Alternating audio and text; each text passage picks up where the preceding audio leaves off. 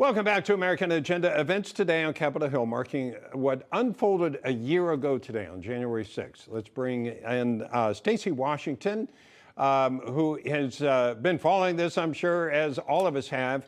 We saw the president come out today.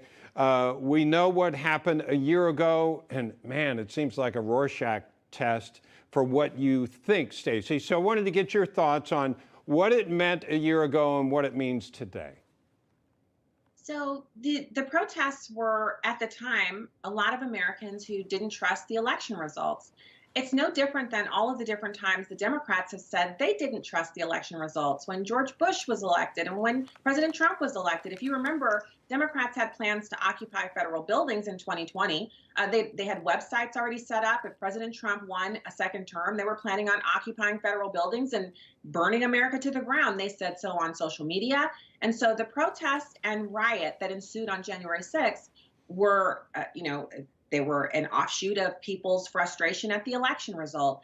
I see that we're not going to discuss the $1 billion+ in property damage during the George Floyd protests in 2020 and all of the individuals who were harmed, over 2,000 police officers. They literally were physically harmed during those protests, which were sustained over months. There is an uptick in insurance premiums because of it. It literally impacted our insurance industry. It was the largest claims system that progressed over time in the history of us having an insurance industry. So January 6th, it happened, but Americans are not concerned about it. Polling from Morning Consult shows that Democrats, independents, and Republican likely voters absolutely don't care about this more than they care about the price of chicken thighs, the price of gas, and the price of their natural gas and heating and how they're keeping their homes warm in the winter. So it's interesting to see so much focus on this still when Americans have other priorities, kitchen table issues that they'd like to have handled now. Yeah, in fact, Floyd O'Connell joins us, and what Stacy was just talking about. Can we bring up that poll? We know USA Today had 53% of Americans see the committee's investigation that's going on right now as important to the future of democracy. 42%, and that's a huge number, saying it's a waste of time, Ford. Floyd O'Connell, is he checked in? I was told he's there. Yeah, Ford, go ahead. We can hear you now. So yes. This is how split people are, even over the investigation.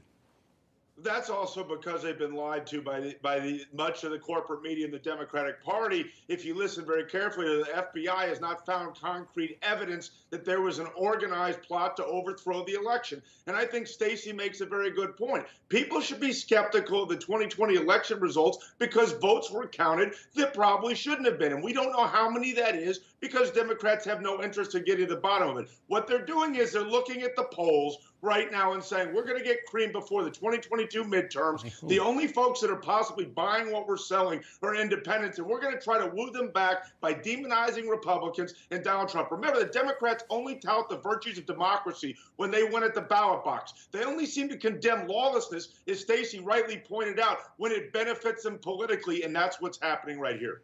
Yeah, another poll from USA Today asks Americans which comes closer to your view. 85% of Democrats think it was a protest aimed at overturning a legitimate election. 51% of independents agree with that. 56% of Republicans think it was aimed at preventing a fraudulent election. As I said before, Stacy, it's almost like a Rorschach test. It depends on where you're coming from, what you see. That's why I wonder with this committee, are they trying to find out the things that both sides want to find out? It seems like they're very specific. To be honest, I think they just want to try to prove insurrection by a president to keep him from running for office again. Yeah, so I agree with that. This is all aimed at President Trump. They say his name more often than we do. They think about him more than we do. And honestly, they're still persecuting him in New York. Their AG up there is actually still persecuting him on the personal level, trying to prevent him from running again. So the biggest I think they're afraid of him, Stacy. I think they're afraid of President Trump running again. and they feel like the only way they can beat them is to use the constitutional amendment that says if you engaged in insurrection, Ford, you can't run for president. And that was based on Civil War. They didn't want people that were involved with that running for office. We've got like 30 seconds. Your response. This is the most overblown term I've ever heard. How many people have actually been charged with insurrection? Nobody has been. That's exactly the point. Because it won't stand up in court. And you know that. You're a lawyer. But that's exactly right. It is about getting after Trump and making him politically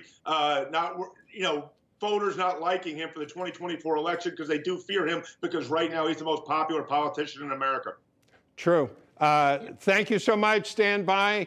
We'll get back to you, Stacy and Ford.